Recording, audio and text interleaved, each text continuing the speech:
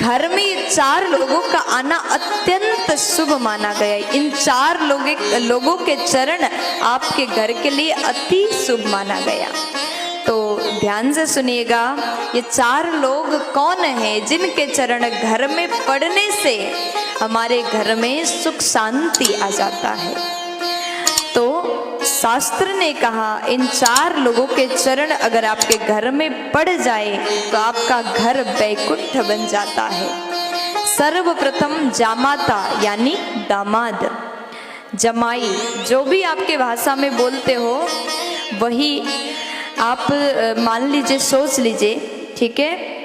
क्योंकि यहाँ पर मुझे बहुत से जगह से लोग सुन रहे हैं, बहुत से देश से लोग सुन रहे हैं। दामाद के चरण, ज्वाई के चरण, सबके भाषा में बोलो, मुझे बहुत 2-4 भाषा में तो पता है लेकिन बहुत सारे भाषा में नहीं पता, ठीक है। तो जामाता संस्कृत में बोलते हैं।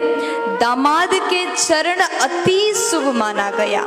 आपके घर में अगर दामाद साल भर में 1 बार भी आए तो दामाद के चरण घर में पड़ना अत्यंत शुभ है। आपके घर में सुख शांति आती है। इसलिए कभी दामाद का निंदा मत करो, जमाई का तिरस्कार मत करो, दामाद का सम्मान करो।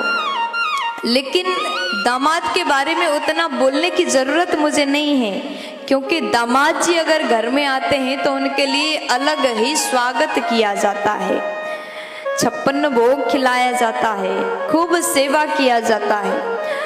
और पहले दामाद जी और दूसरे नंबर में ननंद। अब यहाँ हर भाभियों को सुनने की जरूरत है, क्योंकि ननंद ज्यादा घर में आए तो भाभियां पहले से मुंह बना लेती हैं, मुंह फुला लेती हैं। ननंद अगर घर में आए तो वो चरण, ननंद के चरण भी अति शुभ माना गया। वो घर भी वैकुंठ हो जाता है जिस घर में दामाद आते हैं, जिस घर में ननंद आती है। इसलिए सब भाभियां जितने मुझे सुन रहे हैं, आपके घर में भी आपकी ननंद आ जाए तो मुंह मत बनाना, जितना हो सके सेवा करना, जितना हो सके 56 भोग उनको खिलाना और कहना कि बार बार आया करो।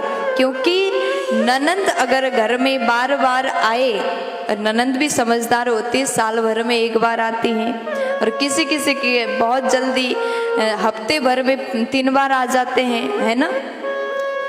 तो ननंद का सेवा करो, इनका चरण भी अति शुभ माना गया।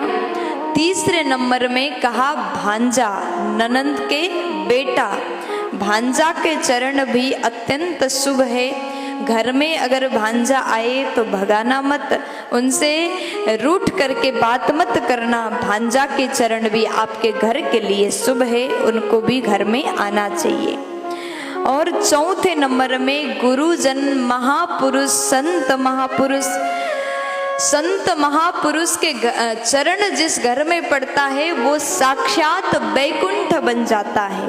और संतों के चरण जिस घर में हो जाए वो घर के भाग्य खुल जाता है, उस घर के लोग धन्य हो जाते हैं जिस घर में संत का चरण आ जाता है, चरण पड़ता है। तो साल भर में संत अगर रोज रोज ना आए तो कम से कम अपने गुरुजी को साल भर में 1 बार जरूर घर में बुलाओ। 365 दिन में अगर 1 दिन भी आपके गुरुदेव कोई संत महापुरुष आपके घर में प्रवेश अगर 1 दिन भी करते हैं तो 365 दिन तक वो घर में मकर संक्रांति आ जाता है। इसलिए वो घर धन्य है जिस घर में संतों का चरण पड़ता है। ऐसा वर्णन मैं अपने मन से नहीं, ब्रह्म पुराण में किया गया है। तो आप सभी को ये बात का ध्यान देना चाहिए। दामाद, ननंद, भांजा और गुरुजन, ये 4 लोगों के चरण हमेशा पूजनीय है। ऐसा चरण आपके घर में पड़े तो घर वैकुंठ बनता है, उस घर में सुख शांति की कमी नहीं होगी। प्यार से बोल दीजिए ना, राधे।